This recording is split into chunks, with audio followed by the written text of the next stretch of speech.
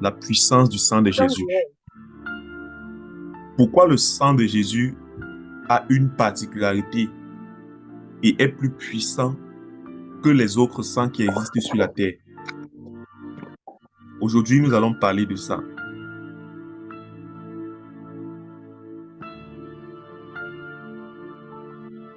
Le corps humain arrive à se mouvoir grâce à trois éléments: l'eau, le sang et le souffle. Si l'un de ces trois éléments manque, la personne meurt. Quand tu manques de sang, on dit que tu es anémié. Quand tu manques d'eau, on dit que tu es déshydraté. Quand tu manques de souffle, on dit que tu es asphyxié. Quand Dieu crée Adam, il crée d'abord son corps spirituel avant son corps physique. S'il vous plaît, est-ce que vous pouvez fermer vos micros pour qu'on puisse... Vous pouvez fermer vos micros, s'il vous plaît.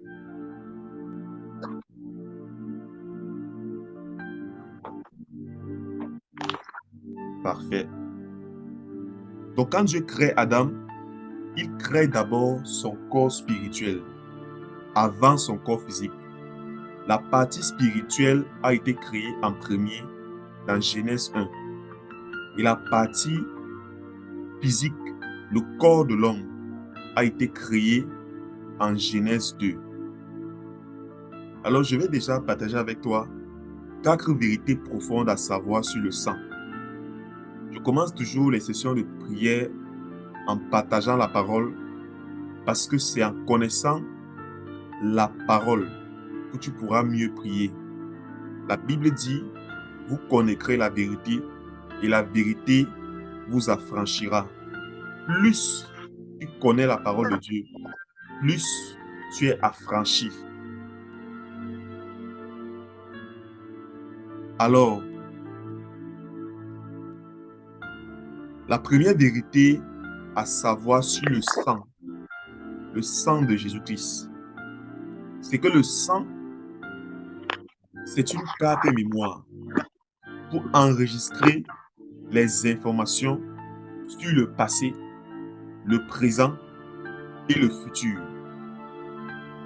Le sang est une carte mémoire pour enregistrer les informations sur le passé, le présent et le futur.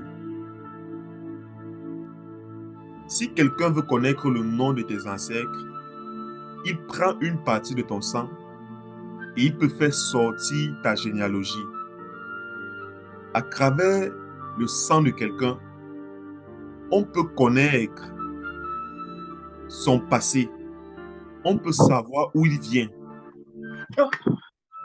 Lorsque un homme enceinte une femme et refuse de reconnaître l'enfant, un des moyens, c'est le test de paternité. Et une des choses utilisées pour faire le test de paternité, c'est le sang. Le sang va déterminer si cet enfant est de cet homme ou pas. Le sang peut nous dire qui est de notre généalogie, qui est de notre lignée, qui appartient à ma famille.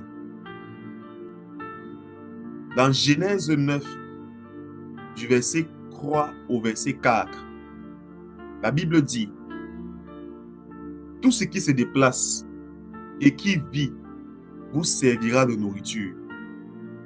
Genèse 9, verset 3 à 4, la Bible dit: tout ce qui se déplace et qui vit vous servira de nourriture.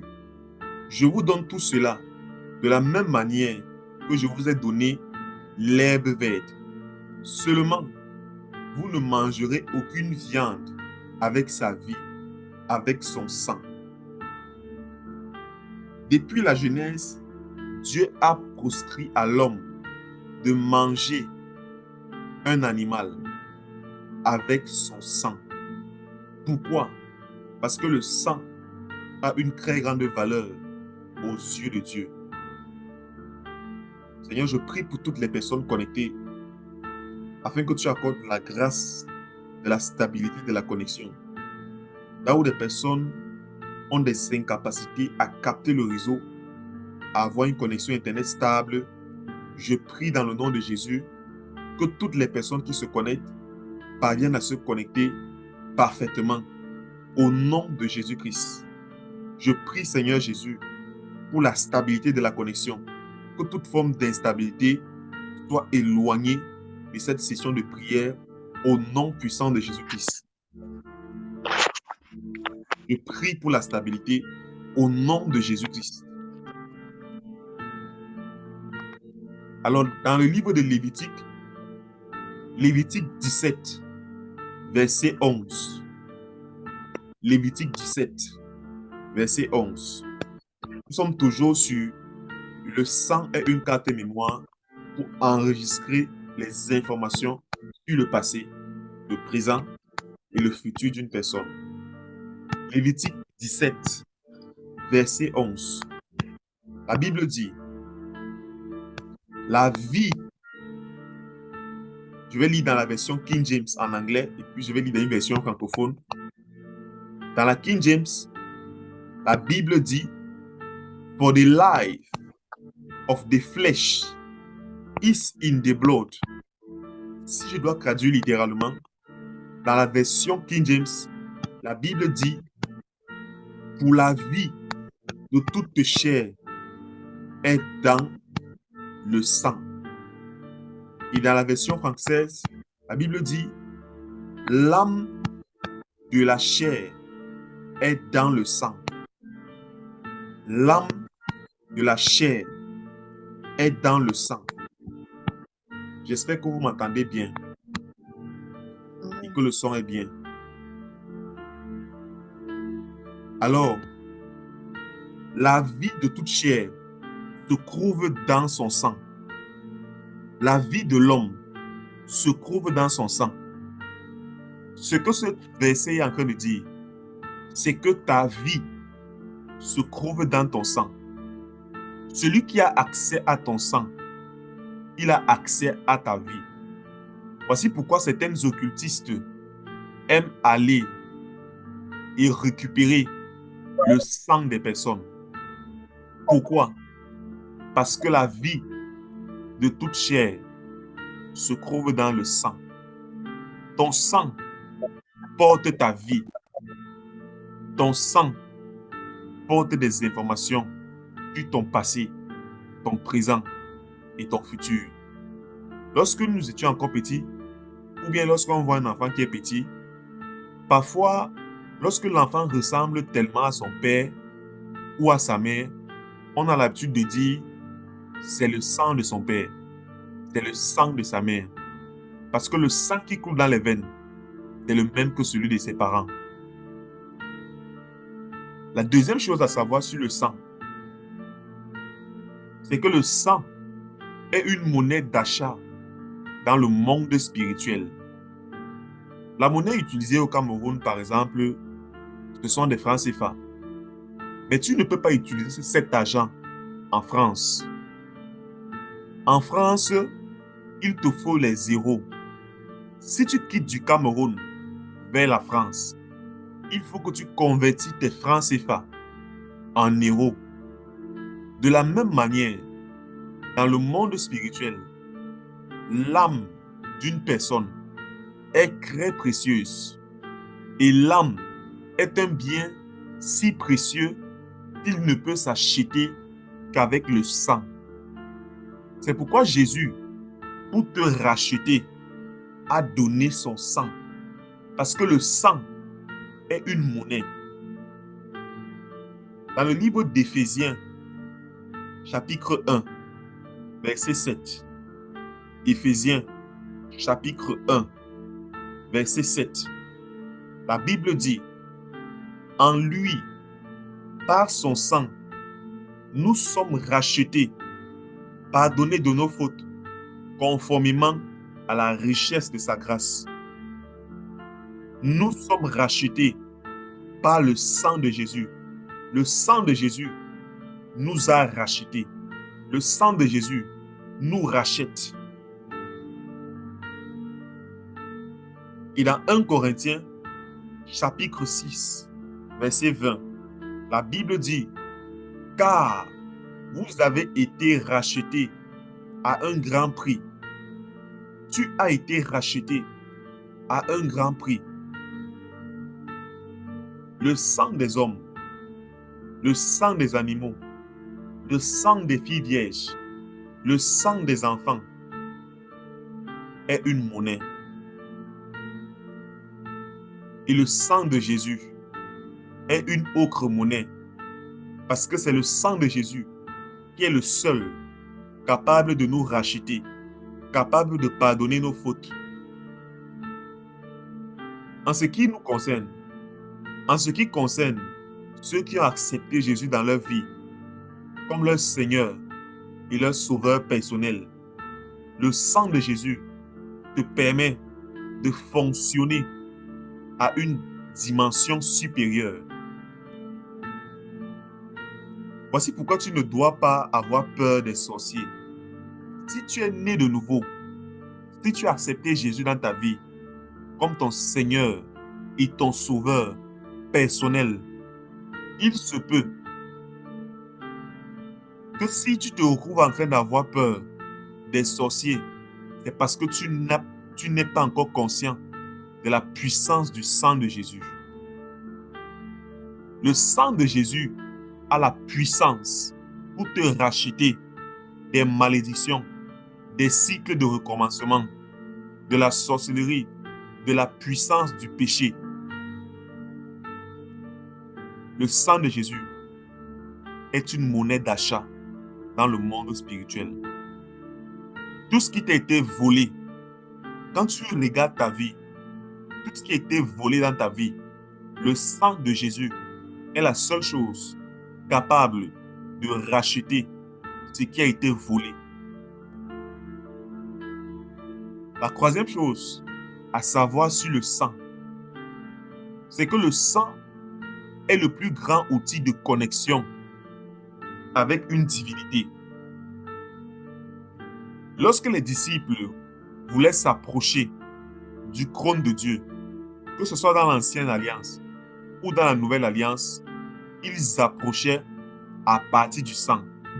Mais dans la nouvelle alliance, où il n'y a plus de sacrifice d'animaux, de bœufs, les disciples approchent le trône de Dieu à partir du sang de Jésus. La Bible dit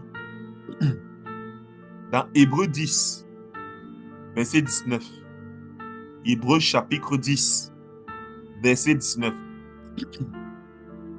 Ainsi donc, frères, puisque nous avons, au moyen du sang de Jésus, une libre entrée dans le sanctuaire par la route nouvelle et vivante qu'il a inaugurée pour nous au travers du voile, c'est-à-dire de sa chair.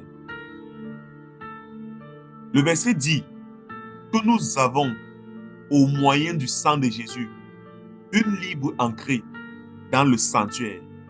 Dans d'autres versions, la Bible parle d'une libre entrée dans les lieux saints.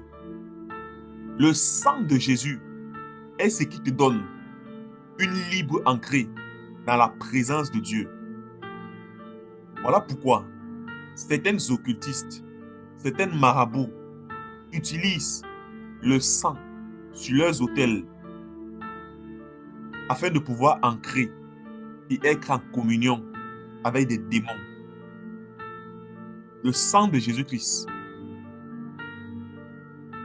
te donne de pouvoir entrer librement dans les lieux saints et d'être en contact, en communion avec ton Père céleste. Dans Éphésiens 2, verset 13, la Bible dit: mais maintenant, en Jésus-Christ, vous qui étiez autrefois loin, vous êtes devenus proches par le sang de Jésus.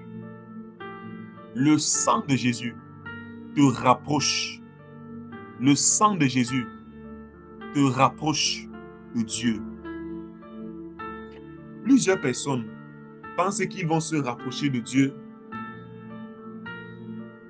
parce qu'ils font des bonnes œuvres. Ce n'est pas possible. Ce n'est pas possible de se rapprocher de Dieu par nos bonnes œuvres. Pour se rapprocher de Dieu, c'est par le sang de Jésus-Christ. Pour se rapprocher de Dieu, c'est par le sang de Jésus-Christ. Pour se rapprocher de Dieu, c'est par le sang de Jésus-Christ. Alors, une autre chose à savoir, les hommes en général utilisent la musique pour se connecter à Dieu. Ce n'est pas un péché. Mais aujourd'hui, je veux que tu saches que Jésus n'a pas eu besoin de musique pendant son ministère sur la terre.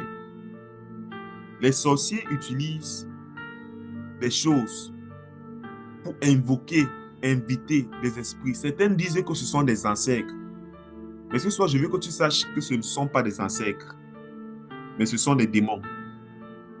Si l'esprit d'un homme parvient à exister après sa mort, au point de venir vivre dans un homme, ou d'être consulté par les hommes, c'est qu'il avait déjà vendu son âme bien avant sa mort.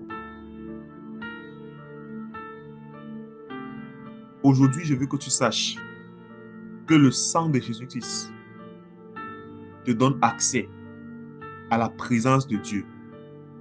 Le sang de Jésus-Christ te donne accès à la présence glorieuse de Dieu. C'est une grâce, c'est une faveur, c'est une grâce, c'est une faveur. Alléluia.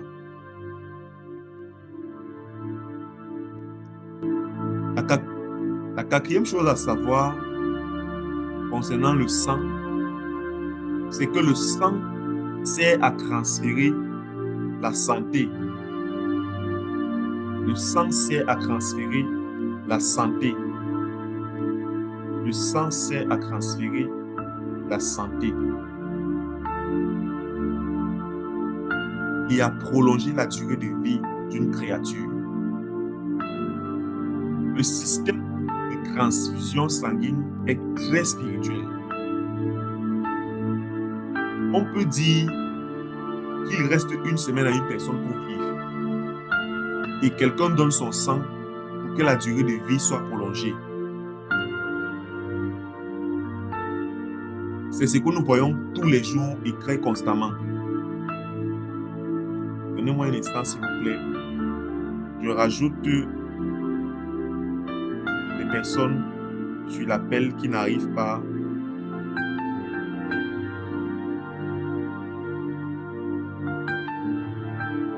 Stéphane, est-ce que tu peux couper ton micro, s'il te plaît? Donc, j'espère que tu m'entends.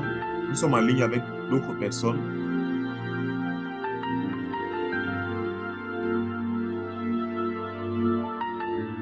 Oui, nous sommes en ligne avec d'autres personnes. Donc, connectez-vous par WhatsApp et puis on continue la sermon. Donc, nous étions sur la quatrième partie qui dit le sang sert à transférer la santé et à prolonger la durée de vie d'une créature. Alors, dans Ésaïe 53, verset 5, la Bible dit: mais il était blessé pour nos péchés, brisé pour nos iniquités. Le châtiment qui nous donne la paix est tombé sur lui. Le châtiment qui nous donne la paix est tombé sur lui. Et c'est par ces meurtrissures que nous sommes guéris. Et c'est par ces meurtrissures que nous sommes guéris. Comme je disais tantôt, une personne peut vivre et il lui reste 5 jours ou bien une semaine avant de mourir. Mais parce qu'on lui fait une transfusion sanguine, la durée de vie de cette personne est prolongée. Si le sang d'un être humain peut prolonger la durée de vie d'un autre être humain. J'ai envie de te poser la question ce soir. Qu'est-ce que le sang de Jésus-Christ peut faire dans la vie d'un être humain? Le sang du Seigneur Jésus. Le sang du Sauveur Jésus. On peut t'avoir donné des années. Peut-être que toi qui m'écoutes, on t'a dit que tu ne vas pas vivre longtemps. Mais je veux que ce soir, tu saches que le sang de Jésus-Christ peut être transfiguré. Le sang de Jésus-Christ peut être transfiguré maintenant dans ton corps. Et ce sang a la capacité et la puissance de prolonger ta vie sur la terre et de t'apporter la santé.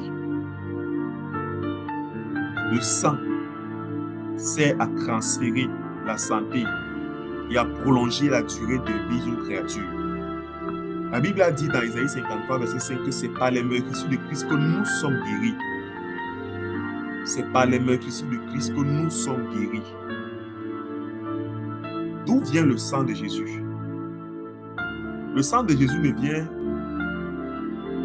Est-ce que vous pouvez couper vos micros? Est-ce que tu peux couper ton micro, s'il te plaît? Le sang de Jésus-Christ. La Bible dit dans Luc 1, verset 34 à 35, Marie dit à l'ange.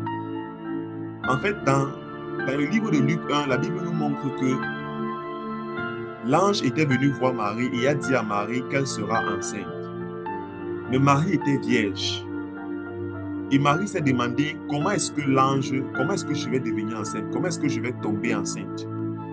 Alors que je n'ai jamais connu d'homme. Mais la Bible nous dit, dans Luc 1, verset 34 à 35, que Marie dit à l'ange, comment cela se fera-t-il? Puisque je ne connais point d'homme. Et la Bible dit au verset 35, l'ange lui répondit, le Saint-Esprit viendra sur toi, et la puissance du Très-Haut te couvrira de son ombre. C'est pourquoi le Saint enfant qui naîtra de toi sera appelé Fils de Dieu. Juste l'ombre de la puissance du Très-Haut qui était au-dessus de Marie a engendré une grossesse. Le Saint-Esprit est venu sur Marie. Lorsqu'on parle du Saint-Esprit qui vient sur moi, parce qu'il y a le Saint-Esprit en moi, qui est la nouvelle naissance. Il y a le Saint-Esprit sur moi, qui est le revêtement. Il y a le Saint-Esprit avec moi, qui est la marche avec Dieu. La Bible dit que le Saint-Esprit viendra sur Marie. Parce que le Saint-Esprit est venu sur Marie. Et que la puissance de Dieu l'a couverte de son ombre. La Bible nous montre que Marie est devenue enceinte. Peut-être que tu n'as pas encore expérimenté la puissance de Dieu. Mais ce soir, je veux que tu saches que si le Saint-Esprit vient sur toi et que tu expérimentes la puissance de Dieu, tu verras des projets être enfantés dans ta vie au nom de Jésus. Tu verras les desseins de Dieu être enfantés dans ta vie au nom de Jésus. Tu verras la grâce de Dieu sur toi au nom de Jésus. Les spermatozoïdes, pour que tu sois créé, pour qu'un homme soit créé, pour qu'un homme naisse, il a fallu que son père dépose en sa mère de l'eau gluante. Et cette eau gluante, c'est ce qu'on appelle le spermatozoïde. Parce que les spermatozoïdes sont composés principalement d'eau. Lorsque l'eau, le spermatozoïde, rencontre le sang, l'ovule, parce que oui, lorsqu'une femme, par exemple, a des ovules dans son sein et qu'ils ne sont pas fécondés, ces ovules deviennent du sang. Lorsque l'eau rencontre le sang, ça forme le fœtus. L'homme a l'eau, la femme a le sang. Et il faut que l'eau et le sang fusionnent pour qu'un fœtus prenne vie et pour que l'Esprit de Dieu vienne se mettre sur le fœtus. Ce qui fait un être humain. Marie avait le sang. Mais est-ce que Joseph a eu le temps de mettre l'eau en elle? Non. Pourquoi? Parce que Joseph n'avait jamais connu Marie. qui est celui qui a mis l'eau en Marie? C'est le Saint-Esprit. Voilà pourquoi il y a des esprits qui fonctionnent avec l'eau. Et voilà pourquoi est-ce qu'on parle des esprits des eaux. Vu que l'eau a été mise par le Saint-Esprit, cette eau est une eau qui venait du ciel. Jésus a été conçu sans péché parce que l'eau qui a été donnée venait du ciel. Jésus a un sang pur, sans tache, sans défaut. Jésus est celui qui a le sang pur, suffisant pour nous sauver, pour nous guérir, pour nous transformer et pour changer notre vie. Alors, ce soir, je veux qu'on prie. Nous allons prier, nous allons élever la voix. Je veux que où tu es, tu commences à rendre grâce à Dieu pour ce que tu viens de découvrir sur le sang ce soir. Il y a beaucoup d'autres choses à connaître sur le sang. Le temps ne nous permettra pas d'aborder tous ces éléments parce que nous devons déjà prier.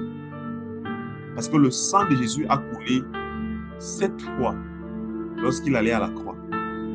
Et les 7 fois où le sang de Jésus a coulé montrent 7 domaines de notre vie où Jésus a gagné, où Jésus a apporté la restauration. Mais nous n'allons pas aborder cela aujourd'hui. Peut-être qu'une prochaine fois, nous allons aborder cela. Donc, où tu es, je veux que tu commences à rendre grâce à Dieu. Rends grâce à Dieu pour ce que tu as appris du sang ce soir. Tu peux ouvrir ton micro et commencer à prier. Ouvre ton micro et rends grâce à Dieu. Seigneur, merci. Merci. Merci, Père éternel. Merci, Père éternel. Merci, Père éternel. Merci, Père éternel.